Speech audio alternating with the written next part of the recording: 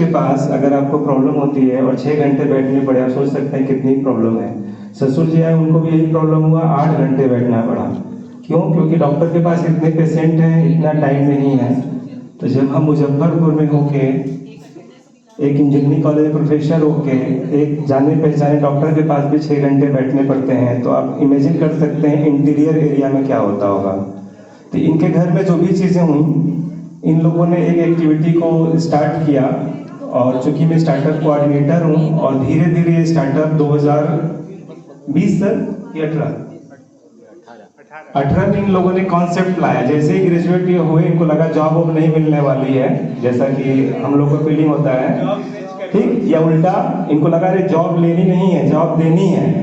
Okay, तो perception इनका change हुआ होगा, और 2020 में इन्होंने कंपनी खड़ी की मेडिसाला, और आज उस कंपनी का जो टर्नओवर है 1 करोड़ से ऊपर है,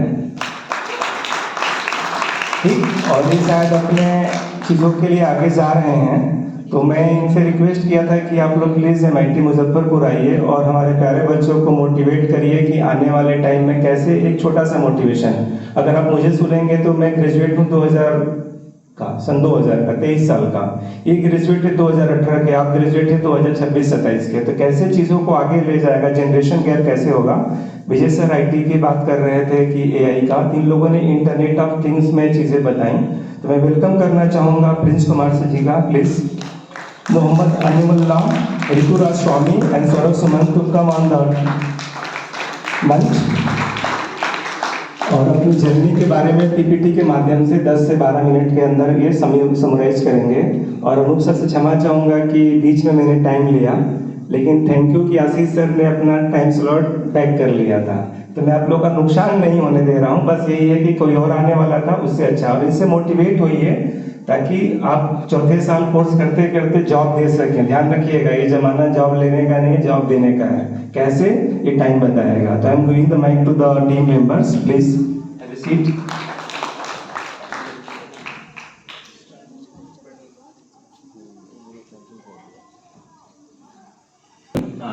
A very good afternoon to all the faculties available here.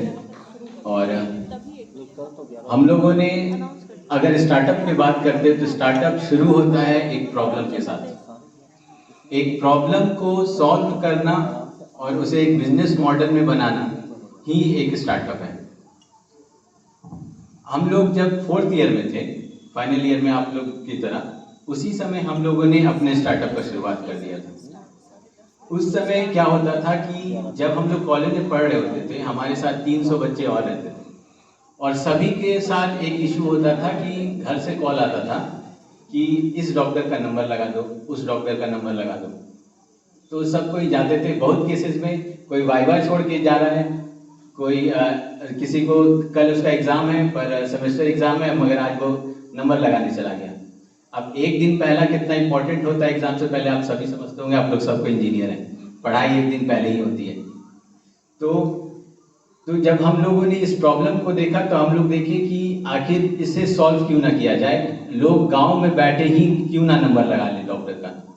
तब हमने शुरुआत की मेडिशाला का, जो कि घर बैठे डॉक्टर्स का अपॉइंटमेंट प्रोवाइड करती थी। हमने वहाँ उसमें 6 महीने काम किया, फिर आगे काम कर रहे थे, और हमने उस समय 450 डॉक्टर्स को पटना में जोड़ा। फिर आया कोविड।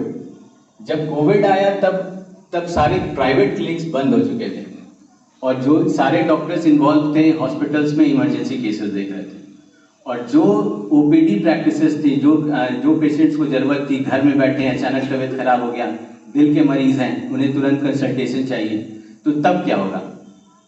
तब आया टेली कंसल्टेशन, घर बैठे मोबाइल पे दिखा लो।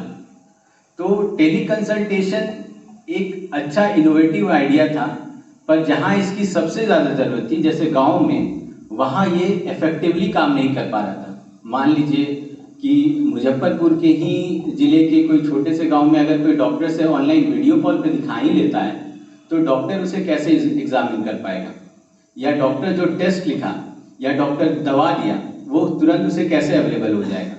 अगर उसे पेट में दर्द है, फिर वो ऑनलाइन 2 घंटा 3 दिन तो इंतज़ार नहीं करेगा।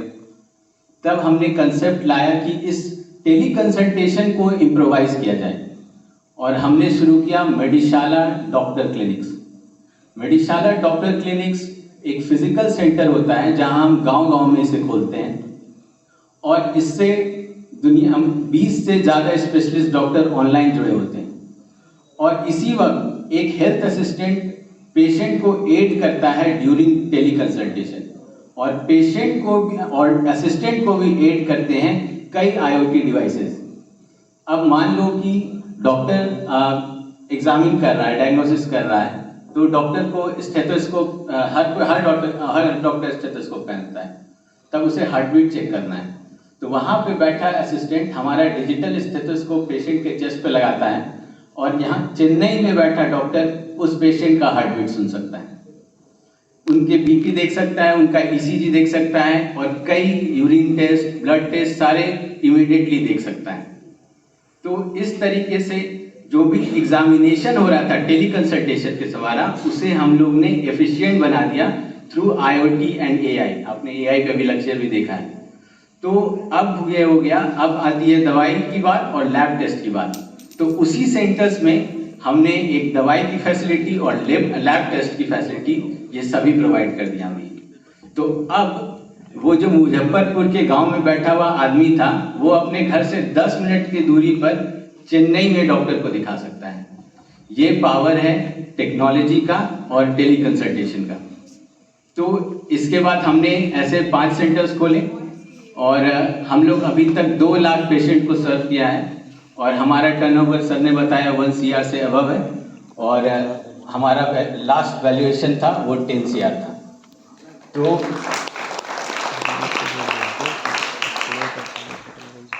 तो इसी तरीके से हम लोग चाह रहे हैं कि हम इसे देश भर में खोलें और हर गांव को किसी भी डॉक्टर, कोई भी स्पेशलिस्ट डॉक्टर से सिर्फ 10 मिनट का दूरी दें।